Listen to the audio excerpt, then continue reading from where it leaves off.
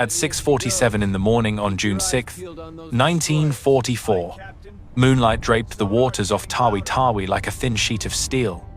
A single wake cut through it, narrow and bright, as sonar pings rolled across the surface like distant hammer blows. In the cramped conning tower of an American submarine, a commander watched 3 destroyers sweep the sea with the patience of hunters who believed the night belonged to them. His boat was slower. His hull was thinner. His margin for error was measured in heartbeats. Yet he turned toward them.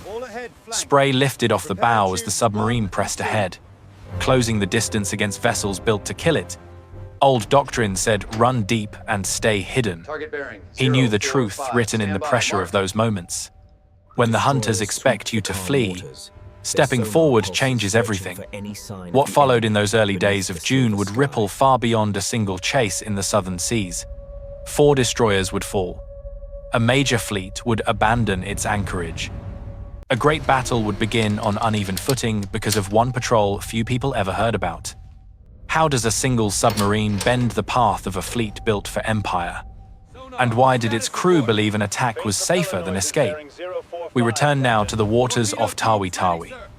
But before we continue, don't forget to subscribe to WW2 Secret Archives and leave a comment about which country you're watching the video from. The southern reaches of the Philippine archipelago carried a heavy stillness in the early summer of that year. Heat clung to the air like damp cloth, settling into every inlet and channel between the islands. At Tawi Tawi, the anchorage chosen by the Imperial Japanese Navy, that heat mixed with a haze of fuel smoke rising from dozens of warships preparing for a campaign that demanded precision they no longer possessed. The mobile fleet had gathered there because the waters were sheltered, the channels narrow, and the approach routes easy to defend. On paper, it was the safest place in the southern seas. That safety was more fragile than it looked. Japanese planners faced a problem they could not solve with charts or discipline. Their carriers could not operate without a ring of destroyers to shield them from submarines. Their pilots needed calm seas and clear skies. Their fuel reserves were thin, a consequence of long convoy lanes hammered by American submarines for nearly 3 years. Every gallon burned at anchor was 1 less gallon available for the carrier strikes they hoped would stop the American advance toward the Marianas. The mobile fleet gathered with the weight of expectation on its decks. 4 battleships, including a giant built for another era, sat in the anchorage. Carriers stretched across the horizon, their flight decks crowded with aircraft and crews still learning their craft. Cruisers formed the inner circle, guarding the fleet's heart, while destroyers patrolled the perimeter in tight patterns meant to keep lurking submarines at bay. This was the largest concentration of Japanese naval power assembled since the disaster at Midway. It was also a fleet on borrowed time. American codebreakers knew the anchorage was full. They tracked fuel shortages, aircraft losses, and reports of inexperienced pilots rushed into service. They also knew that if the Japanese fleet could launch at full strength, supported by land-based planes from the Philippines, the coming fight in the Central Pacific could turn into a costly struggle. The Fifth Fleet needed time. Anything that disturbed the Japanese timetable would be worth its cost. Admiral Charles Lockwood had no illusions about the stakes. His submarines had bled Japanese shipping for years, but warships were a different challenge. Destroyers were fast and armed with sonar that pierced the quiet where submarines hid. Old doctrine taught caution. If a destroyer found you, you went deep and prayed its depth charges missed. Lockwood had watched too many boats vanish following that guidance. He also understood that the Japanese depended on their destroyers more than ever. Losing even a handful would tighten the noose around their already strained logistics. In that tense season, the American submarine force needed a crew willing to push past the limits of habit. They needed a commander capable of trusting instinct over tradition. They needed a boat that could slip into narrow island channels where echoes from reefs and shoals confused sonar and turned the sea into a maze. That need brought USS Harder to Tawi Tawi. Harder had just completed a string of aggressive patrols, each one marked by rising confidence in a style of attack that defied the textbook her commander had discovered, patrol by patrol. The Japanese destroyer captains reacted with a predictable hesitation when confronted by a submarine closing the distance instead of running away. That brief hesitation could be measured in heartbeats. It was long enough for torpedoes to cross the final stretch. It was also long enough to change the outcome of a duel between steel hulls meant for opposite ends of the ocean. The waters around Tawi Tawi offered both opportunity and danger. Depths varied sharply, dropping from shallow reefs to dark trenches within minutes of travel. Visibility below the surface shifted with sunlight, and the flow of silt from distant islands. Patrol planes circled overhead at dawn and dusk, their engines humming across the horizon like reminders of the risk. Destroyers prowled every channel, zigzagging through predictable search patterns. The Japanese believed these patterns were tight enough to screen the anchorage from intruders. Harder would test that belief. What made this moment critical was not just geography. It was timing. Operation Ago, the Japanese plan to strike the American fleet as it advanced toward the Marianas, depended on synchronized movement. Carriers would launch aircraft from carefully chosen ranges. Land-based squadrons would reinforce the attack. Destroyers would herd the fleet into position, guarding its flanks and escorting fuel ships to the front. The plan assumed days of preparation, scouting flights, and long hours of controlled movement. A single disruption could unravel that plan. Every destroyer assigned to patrol duty at Tawi Tawi played a role in holding the schedule together. Losing even one meant shifting assignments. Losing several forced the Admiralty to choose between escorting carriers or protecting convoys, between guarding their perimeter or preserving their dwindling fuel fleet. The mobile fleet could not afford delays. Yet it was anchored in a place where a patient submarine might reach out and take a piece from its armor. Harder's arrival brought that threat into view. American planners understood that the submarine's strength was not merely its torpedoes. It was its ability to appear where it should not be. It was the capacity to interrupt the rhythm upon which a fleet depended. If Harder could slip through the patrol lines and strike a destroyer, the effect would echo far beyond the loss of a single ship. It would force the Japanese to reconsider the safety of their anchorage, their patrol routes, and their timetable. It could push them onto the open sea before they were ready. Harder's crew knew the risks. Tawi Tawi was ringed by patrol zones that grew tighter with every passing week. Pilots flew constant circuits overhead. Destroyers practiced coordinated attacks, working in pairs and trios. Sonar operators were alert, knowing that any contact could be the submarine they had been warned about. The anchorage was a fortress built on the assumption that submarines would avoid its narrow waters. Harder approached with the intent to break that assumption. In the days before the first encounter, the submarine moved carefully through currents that pushed against her hull and carried her wake into brighter patches of water. Her crew tracked the rhythm of destroyer patrols, memorizing the turn intervals and the speed changes that marked a search pattern. They recorded the drone of patrol aircraft and timed their dives beneath the paths of those engines. The submarine became a shadow moving through a maze drawn by enemies who believed they had sealed every exit. The stakes rose with every mile. The mobile fleet was preparing to move. The American Fifth Fleet was preparing to meet it. Between them lay a narrow window where a single submarine could shift momentum. Harder was not sent to defeat the fleet. She was sent to disturb its balance, to cut at the threads holding its plan together, and to do it in waters where even silence could be deadly. Before the first torpedo left her tubes, the fate of carriers and pilots and far-off battles depended on whether a single submarine could slip close enough to strike without being crushed in return. The sea around Tawi Tawi was about to become the place where doctrine met desperation, and where a slow, patient boat would test the strength of a fleet poised for a major battle it believed it could still win. The sequence began before sunrise on the 6th day of June, when the sea south of Tawi Tawi held a faint silver glow. At exactly 0647, Harder moved at periscope depth, her hull slipping through calm water as the first hint of daylight touched the horizon. 3 Japanese destroyers had been dispatched in the early hours to locate the submarine, whose trail had been sighted by a patrol aircraft shortly after 0300. They moved at high speed, cutting long arcs across the sea as their sonar pings rolled outward in steady pulses. The lead destroyer, Minazuki, approached from the northeast at roughly 30 knots. Through the periscope, the commander watched her bow lift and fall. Steady in the thin morning light, Harder turned to meet her. The distance closed to just over 1,000 yards. The destroyer held her course in a classic down-the-throat angle, leaving a narrow window of approach. Harder fired 4 torpedoes. The submarine immediately drove down at a steep angle, the bow tilting sharply as the crew braced for the counterstrike. Roughly 40 seconds later, 2 explosions broke through the water. A third followed almost instantly, lifting Harder's stern before it crashed back down.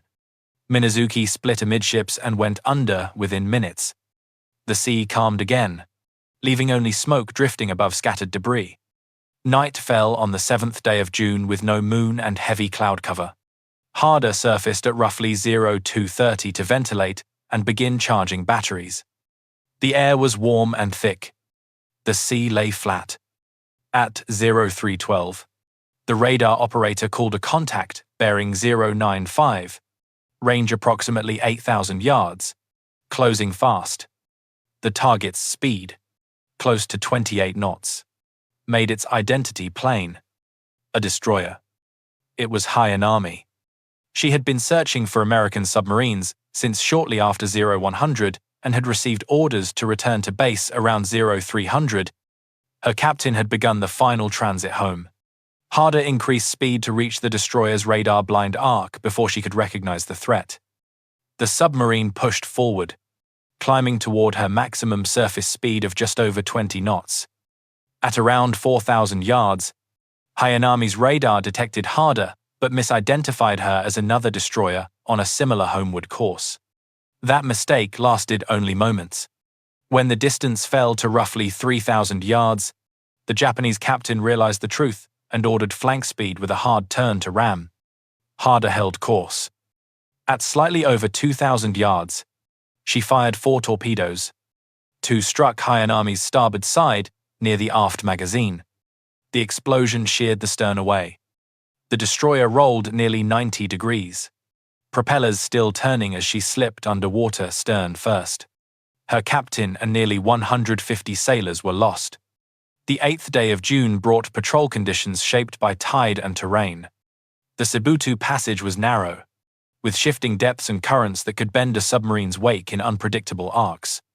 Around 1400 hours, Harder's lookout sighted 2 destroyers patrolling the passage in standard formation. The vessels moved at roughly 25 knots and performed regular zigzag maneuvers, altering course almost every 8 minutes. Harder tracked their pattern from a submerged position, mapping the timing of each turn. Shortly after 1630, one of the destroyers, Tanikaze, altered heading and began a direct approach toward Harder's projected position. The distance fell to 3,000 yards, then 2,500, then 2,000. At roughly 1,200 yards, Harder fired 4 torpedoes in a spread with 17-second intervals. 1 torpedo passed wide. The next 2 found the destroyer, one striking near the bridge, the other hitting a forward magazine. The explosion was immense, loud enough to be heard inside Harder even with every hatch sealed. Tanikaze broke into 2 major sections that sank within moments. The surviving escort charged Harder's presumed firing position and released a series of depth charges. Harder dropped toward 400 feet, her crew enduring the violent pressure shifts as explosions erupted above. The submarine shook under the hammering concussions, but the hull remained intact. After roughly 40 minutes of searching, the escort withdrew. The 9th day of June began before dawn. At approximately 0500, Harder rose to periscope depth roughly 12 miles southwest of Tawi Tawi. In the dim light of early morning, 4 destroyers appeared in line abreast formation, moving steadily and sweeping the sea with active sonar. Their pings were loud enough to be heard by Harder's sound operator, even without headphones. Harder carried only 8 torpedoes. The commander studied each destroyer carefully. The lead vessel zigzagged sharply. The second maintained a consistent course. That steadiness made her the most reliable target. Harder maneuvered into firing position as the destroyers advanced.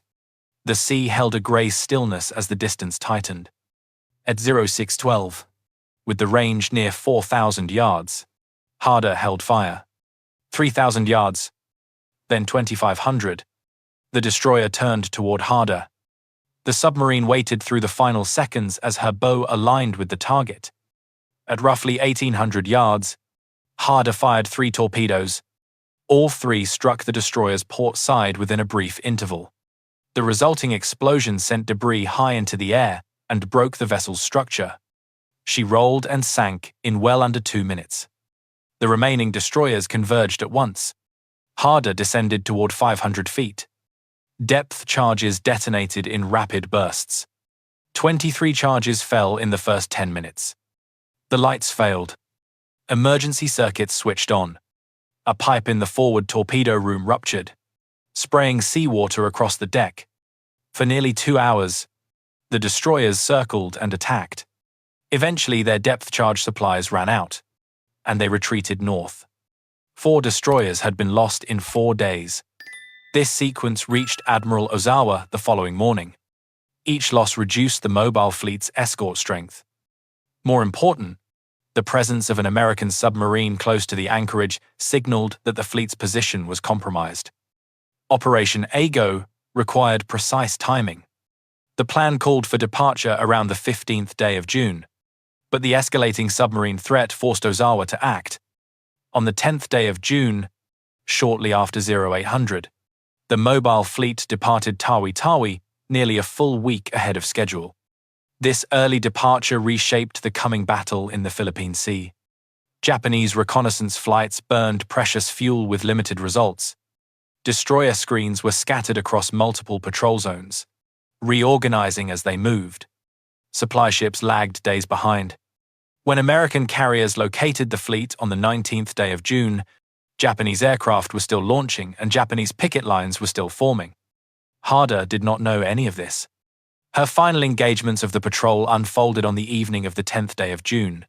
Roughly north of Sibutu Passage, Harder encountered 2 more destroyers on aggressive search patterns. She carried only 5 torpedoes. Shortly after 1700 hours, Harder fired 3 torpedoes at the lead destroyer, striking the bow and slowing the ship but failing to sink her. The second destroyer charged. Harder fired her final 2 torpedoes. Both missed. She had no torpedoes left. Harder plunged down at emergency speed. Depth charges rained overhead for nearly 90 minutes. 42 charges detonated in total. 3 came close enough to crack gauge glass and open small leaks. The submarine held. At 1900 hours, the destroyer withdrew.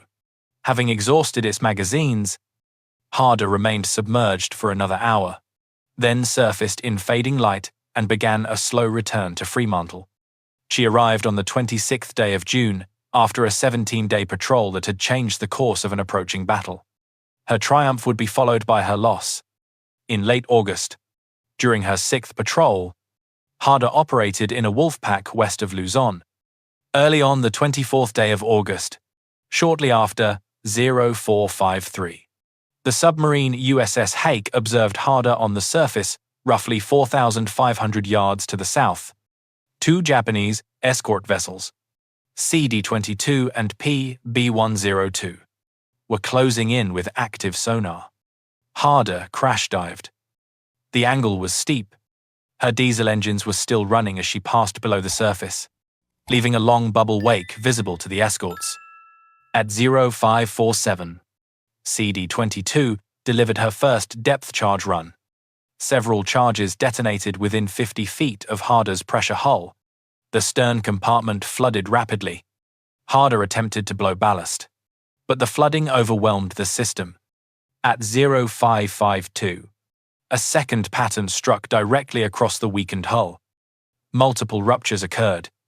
Power failed. Darkness closed across the compartments. Harder sank past her maximum depth. The hull collapsed under the pressure. The submarine was lost within minutes. The battle sequences near Tawi Tawi, the forced departure of the mobile fleet, And the destruction of Harder near Dasol Bay drew a line across a critical season in the Pacific War. The submarine had struck when timing mattered most, and the fleet she disrupted sailed into battle unready for the fight that followed. Life aboard an American submarine in the Western Pacific carried its own quiet weight. The air inside the pressure hull always felt warm and close. The smell of diesel, machine oil, and metal mixed with the faint scent of damp clothing that never fully dried. Space was scarce. Every bunk sat above a torpedo or against a bulkhead. Every walkway was narrow enough for a single file of men. Crew members learned to curl their shoulders as they passed each other, a small gesture repeated without thought through long months at sea. For the men on Harder, routine became a way to steady the mind. The day began with soft footsteps in the dim red glow of the forward compartment. Coffee brewed in a small pot that rattled when the engines turned. The cooks moved quietly, arranging breakfast in a galley no larger than a small pantry. Men came off watch with slow steps, rubbing tired eyes, easing themselves into benches bolted to the deck. Conversation stayed low. Every sound inside a submarine carried. Every sound mattered. During patrol, silence was more than discipline. It was survival. When Harder ran submerged, the crew spoke in muted tones. Tools were wrapped in cloth to keep them from clattering. The sonar operator listened with steady focus, head angled toward the built-in headset, elbows braced on the console to reduce movement. His world narrowed to faint echoes. A distant propellee, a shift in pitch, a reverberation that hinted at the shape of a ship far above. The young men who served at those stations bore responsibilities far beyond their years. Many had come from farms, factories, or small towns spread across the American states. Few had seen the ocean before the war. Fewer still understood what it meant to sail into waters where the margin for error was measured in seconds. Submarine duty came with the highest casualty rate of any American service. They knew the risk. They volunteered anyway. On Harder, fear did not announce itself with panic. It came quietly, in the long moments between sonar pings or in the silence that followed a depth charge pattern. When the submarine prepared to engage a destroyer, every man understood what lay ahead. A down-the-throat attack meant closing distance against a fast warship built to kill them. It meant trusting the commander's judgment and their own muscle memory. It meant the knowledge that if a torpedo failed to run true or struck too shallow or too deep, the destroyer would drop explosives directly overhead. In those seconds before firing, the control room grew still. Officers leaned over plotting tables, whispering range and angle. The helmsman steadied the bow. The diving officer watched depth gauges with a hand resting on the trim wheel. No one raised his voice. No one broke the rhythm. Years later, survivors from other boats would recall those moments as the quietest in submarine life. A silence so complete that even the low hum of the electric motors felt louder than it should. When the order to dive came, the calm broke. The bow dipped. Loose items shifted. The hull creaked as pressure increased. Men braced their feet and gripped the nearest handhold. Above them, destroyers pounded the water with depth charges. The explosions hit like heavy fists. A bright flash might shatter a bulb. A pipe might burst and spray cold seawater across the deck. Cork insulation drifted from the overhead. Each concussion rolled through the compartments like a giant breath pressed against the steel. Yet during the long minutes of an attack, fear mixed with a disciplined focus. Crew members checked valves by touch. They steadied equipment. They whispered damage reports into the intercom. Every action mattered. When the sonar operator called out echo fading, a slow breath filled the control room. The destroyers had moved on. Harder lived to fight again. Between attacks, life settled back into its confined rhythm. Men wrote letters knowing they would not be mailed until the patrol ended. They swapped stories of home, sometimes in quiet tones, sometimes in short bursts of laughter that eased the tension of long days in the deep. A radio man might read a worn book between transmissions. A machinist might tune a pump that never quite behaved. A cook might prepare a meal meant to lift spirits on a day when the submarine had endured too much. They were young, yet the sea made them older than their years. During Harder's most dangerous patrol, the crew learned to read the commander's expression as much as his orders. When he stepped into the conning tower, they sensed the shift in air. When he placed a hand on the periscope grip, they understood the geometry of the next few minutes. Trust ran through the submarine like a current. They trusted each other to load torpedoes in darkness. They trusted each other to hold the boat level during a crash dive. They trusted each other to stay calm when the hull groaned under the weight of deep water. The cost of that trust was never hidden from them. They knew the names of boats that had not returned. They remembered the stories told at Fremantle or Pearl Harbor when a submarine was declared overdue. A patrol might last weeks. A loss could last a lifetime. Harder's final moments in August carried that weight in full measure. When the submarine crash-dived south of Dasol Bay, the crew moved with the instinct of men who had drilled for every emergency. They heard the first depth charges explode above. They felt the stern shake under the force of the near hits. Compartment after compartment filled with the sounds of strain. Men braced against rails. They worked without panic, even as water surged into the after section. They fought to press the submarine upward. They fought to keep the boat alive. Darkness came quickly. The pressure outside grew relentless. The hull failed in the space of a breath. For the 79 men aboard, there was no time for final words. Only the knowledge that they had given everything the sea demanded of them. In the decades that followed, families kept their stories alive. Letters were saved. Photographs were placed in frames.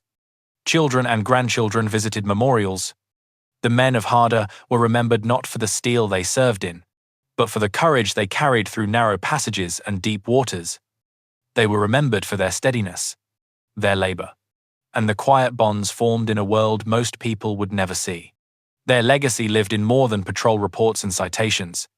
It lived in the understanding that heroism on a submarine was not loud. It moved in silence, in confined spaces, and in the hands of young men who held their fears in check while the ocean pressed against a thin hull of steel.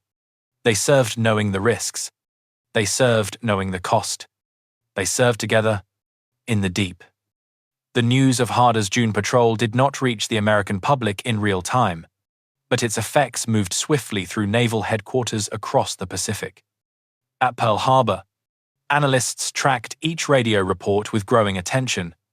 The sinking of one destroyer was notable. The sinking of 2 in 2 days raised questions.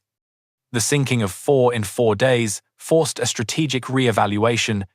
The pattern revealed that a single submarine, used with precision and aggression, could alter the rhythm of an entire fleet. American commanders recognized what the Japanese understood only after the damage was done. Destroyers were the backbone of any carrier screen. They guarded flight decks from submarine attack. They escorted supply convoys. They conducted search patterns that allowed carriers to operate with freedom. Each destroyer removed from the order of battle left a hole no aircraft could fill. When Harder broke the defensive ring around Tawi Tawi, she did more than sink hulls. She forced a fleet to move. In Washington, intelligence officers studying the shifting Japanese deployments saw an unusual acceleration in fleet orders during early June. Reconnaissance flights from the Marianas confirmed the dispersal of Japanese vessels across a wider stretch of ocean than expected. The early departure from Tawi left supply ships trailing behind. Carrier formations stretched thin. The Japanese plan for coordinated operations weakened before the battle began. As Harder returned to Fremantle to rearm and repair, the consequences of her patrol played out across the Philippine Sea. American carriers maneuvered into position with better fuel reserves, better intelligence, and a more stable screen of escort vessels. Pilots flew with confidence born from preparation rather than haste. When the Japanese fleet was sighted on the 19th day of June, conditions favored the American side before the first aircraft had launched. The contrast between the two fleets reached beyond the water. Newspapers across the United States, unaware of Harder's role, focused on the dramatic scale of the unfolding carrier battle. Reports from war correspondents described American aviators meeting waves of Japanese aircraft with disciplined formations and superior training. Radio broadcasts carried early summaries of the fighting, noting the remarkable loss ratio of Japanese planes to American planes. Few civilians understood how much of that imbalance stemmed from the disarray caused by early fleet movement. Within naval circles, however, the connection was unmistakable. Dispatches sent to Admiral Lockwood emphasized the strategic value of Harder's actions. Her aggressive style reflected a broader shift in American submarine doctrine, a philosophy that embraced risk in pursuit of decisive results. Submarines were no longer limited to avoiding destroyers. They were learning to challenge them, using precision attacks that forced surface ships to react under pressure. This evolution shaped the final year of the war, especially as merchant shipping dwindled and the Japanese Navy struggled to protect what remained. Around the world, Allied observers noted the rapid collapse of Japanese carrier strength following the Philippine Sea battle. British naval planners in London studied American carrier tactics and reported that Japanese air power had suffered losses from which recovery appears unlikely. Australian intelligence briefings noted the decline in Japanese convoy traffic and the increasing difficulty of supplying distant garrisons. The shifting balance of power across the Pacific was visible not only in headlines, but in the silence along sea lanes once busy with Japanese shipping. For American families, the war continued as a distant storm. They listened to radio broadcasts describing victories on islands with unfamiliar names. They read casualty lists and telegrams delivered to neighbors' homes.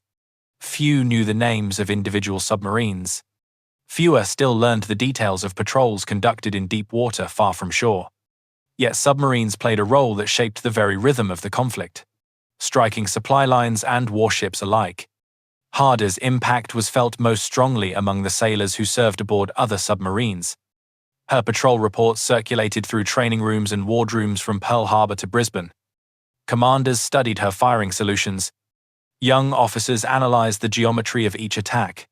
The lessons became part of a growing confidence that American submarines, when used with boldness and precision, could challenge surface fleets directly. This shift influenced patrol tactics across the Pacific during the months that followed. By late summer, American advances in the Marianas created new airfields that placed Japanese home waters within reach of long-range bombers. Carrier groups gained forward bases. Supply lines shortened. Each step tightened the pressure on a naval force already weakened by early losses. The Japanese Navy faced a shrinking perimeter and fewer resources with which to defend it. Harder's actions did not decide the battle alone, but they reshaped the timing, the alignment, and the readiness of a fleet that had once been the pride of an empire. The world after the Philippine Sea battle moved toward a new phase of the conflict. American industry continued to produce ships and aircraft at a pace unmatched by any opponent. Allied strategies across the Pacific gathered momentum. The collapse of Japanese carrier aviation signaled a turning point understood by military planners in Washington, London, Canberra, and Chongqing. The balance had shifted, and it would not return. In that broader arc, Harder's patrol stood as a reminder of how a small vessel, guided by a determined crew, could influence events far beyond the limits of her steel hull. The submarine operated in silence, far from headlines.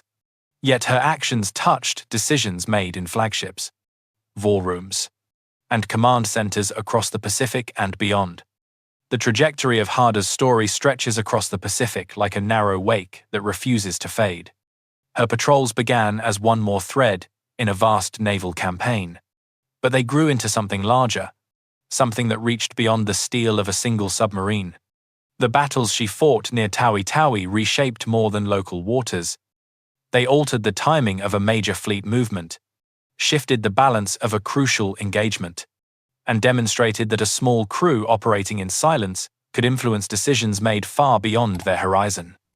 When Harder sailed from Fremantle after her June patrol, the crew carried both pride and fatigue. They understood the danger of returning to sea. Submarine duty offered no illusions. Every man knew the risks held beneath each dive. Yet they accepted the next mission with the same quiet resolve that had carried them through narrow passages and rising pressure. They followed a commander who believed that aggression, executed with precision, could break the rhythm of enemy forces, and time proved him right. Harder's final patrol ended in darkness south of Dasol Bay. The sea closed over her hull, sealing the fate of 79 men whose courage had shaped one of the most consequential submarine operations of the war.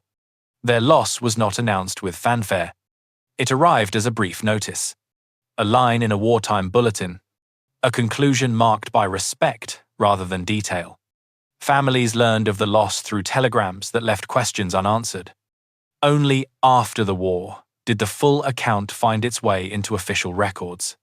In the years that followed, naval historians traced the effects of Harder's contributions with clarity. They saw how 4 destroyers lost in 4 days forced the Japanese mobile fleet to depart Tawi Tawi early. They studied the consequences of that timing on reconnaissance, fuel, readiness, and fleet alignment. They connected these factors to the outcome of the Battle of the Philippine Sea. They noted how American submarines, encouraged by Harder's example, began adopting more assertive tactics against warships, leading to a shift in doctrine that influenced the final year of the conflict. Yet the deeper meaning of Harder's story lies not only in tactics or outcomes. It lives in the quiet courage of the men who served aboard her. They were sons of farmers, mill workers, machinists, and teachers.